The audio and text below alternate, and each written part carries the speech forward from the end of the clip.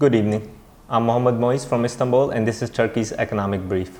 As the usual, we will start with the Turkish Lira and its developments. We've seen that it has been declining for the past few weeks, but finally it has risen this week, and the rise was quite significant. Last Friday it closed at 3.86 to the US dollars, and right now it stands at 3.70, which is quite a significant increase actually, despite the Fitch credit ratings coming out negative and the Standard & Poor ratings coming out negative for Turkey. The Turkish Lira has done quite well this week actually, and if we just look at the preview or the review of January, what we saw in the Lira was quite actually, it had a quite significant decline. There was an 8% decline in the month of January, which is actually highest for the past 23 years. And also we saw that the Central Bank of Turkey continued to take monetary measures to stabilize the Lira, and they will continue these measures going forward. This week, specifically this week, we saw that the Fed kept its rate and they did not increase the interest rate, so that has had a positive impact on the emerging currencies. And also we saw that the emerging currencies rose to multi-week highs after performing poorly in January. And specifically the Turkish Lira and the Mexican peso, they did quite well this week.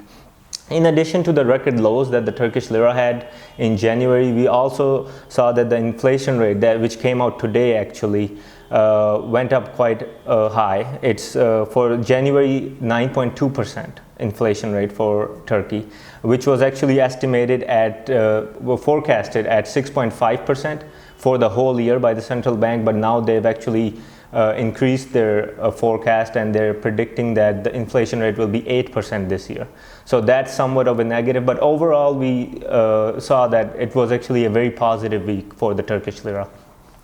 And secondly, what I want to discuss is there is actually a significant rise in exports from Turkey, and this is also something positive. So overall this week was quite positive for Turkey, and according to the Exporters Assembly of Turkey, Turkey's exports saw a 15% rise in the exports in January, which is actually highest in the last 49 months.